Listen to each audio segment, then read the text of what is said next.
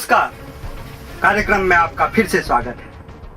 आगे बढ़ने से पहले आइए देखते हैं ये। सबसे ज्यादा कैंसर रोगी असम में। कैंसर में नंबर 1 असम। जी हाँ, पूर्वोत्तर राज्यों में कैंसर रोग काफी तेजी से फैल रहा है। आंकड़े बताते हैं कि पूरे देश की तुलना में असम में कैंसर पीड़ितों की संख्या सर्वाधिक है। देखने में हरा भरा लगने वाले इस क्षेत्र की हवा, पानी और मिट्टी प्रदूषित हो चुकी है। यहाँ की हवा में विषैले रासायनिक गैसों और धूल कणों की मात्रा काफी बढ़ गई है। सड़कों पर चलते हुए सांस लेना भी कठिन होता है। आइए देखते हैं कि किस प्रकार कैंसर रोग असम में व्यापक रूप ले सकता है। आश्चर्यजनक है कि अन्य राज्यों की तुलना में इस क्षेत्र में जहां कल कारखानों की भी कमी है, वहीं चारों ओर हरियाली भी है। इन सब के बावजूद हवा विषाक्त कैसे हो रही है? दरअसल जो ही कारखाने हैं वो धुआं और गंदगी को सीधे वातावरण के हवाले कर देते हैं। जितने भी नदी नाले हैं सभी प्रदूषित किए जा रहे हैं। पेयजल की गुणवत्ता भी वाटर ट्रीटमेंट की कमी के कारण काफी घटिया स्तर की है। यह सच है कि यहाँ कल कारखानों की कमी है, लेकिन जो भी कल कारखाने हैं वो प्रदूषण फैलाने वाले हैं। हरे भरे पहाड़ों के पूरे पूर्वोत्तर में धड़ल्ले से कटाई की जाती है। इसकी मिट्टी और बालूकण हमेशा यहाँ की हवा में मिश्रित रहती है, जो उड़कर श्वास नली के द्वारा सीधे लोगों के फेफड़े में जाता है और फेफड़े को जख्मी करता है। वहीं दूसरी ओर भूमिगत पेयजल में जाकर कल कारखानों से निकलने वाली रासायनिक पदार्थ मिल जाती है और कैंसर रोग अंदर ही अंदर पनपने लगता है। कैंसर रोग के इस कदर फैलने के कारणों की जड़ में जाकर यदि पड़ताल करें तो साफ दिखता है।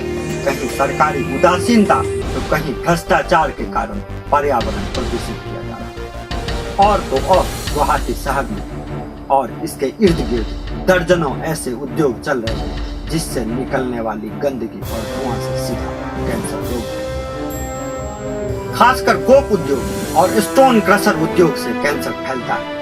यूरोपीय देशों में तो इन उद्योगों पर पूरी तरह प्रतिबंध लगा हुआ है, लेकिन हमारे यहाँ की सरकार भ्रष्ट नेता और नौकरशाह महज निजी स्वार्थ की पूर्ति के लिए लोगों के जान माल की परवाह नहीं करते। जहाँ एक ओर कैंसर रोगियों की संख्या अधिक है, वहीं इलाज की व्यवस्था बिल्कुल ही लचर है। कहने को तो कैंसर अस्पताल है, लेकिन यहाँ भर्ती होने वाले रोगी समय से पहले ही मर जाते हैं। बी बरुआ कैंसर इंस्टीट्यूट की खुद की अवस्था रुग्ण है, ऊपर से रोगियों की भीड़। यहाँ भर्ती होने वाले रोगियों को पता होता है कि उसकी समुचित इलाज नहीं हो रही है और वे मौत की ओर बढ़ रहे हैं, लेकिन कोई वैकल्पिक उपाय नहीं होने के कारण इसमें भर्ती रहते हैं। कैंसर रोगियों की सहायता पहुंचाने के नाम पर सरकारी धन का बंदर बांट तो बड़े पैमाने पर हो ही रहा है, लेकिन रोगी हमेशा ही लाभ से वंचित रह जाते हैं। जिंदगी और मौत के बीच झूल रहे कैंसर रोगियों के नाम पर चल रहा लूट खसोट बेहद शर्मनाक है। बेहतर इलाज के लिए रोगियों को अन्य राज्यों में जाना पड़ता है। अमीर घर के रोगी तो बाहर जाकर इलाज कराने में होने वाले खर्च का बोझ किसी तरह सहन कर लेते हैं, लेकिन गरीब घर के रोगी आयु रहते ही मर जाते हैं।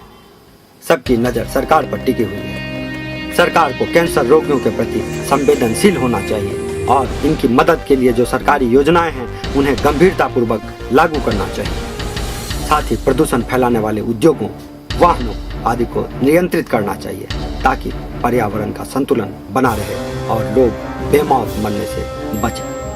असम की तरह ही पूर्वोत्तर के सभी राज्यों में ऐसे ही कारनामे। यही वजह है कि हरा भरा और प्राकृतिक मनोरम छटा होने के बावजूद यहाँ की हवा, जल कैंसर के निशान फैले। यदि समय रहते ही इसे गंभीरता से नहीं लिया गया तो आने वाले दिनों में स्थिति और भी गंभीर हो जाएगी और पूर्वोत्तर के लोग खून के आंसू।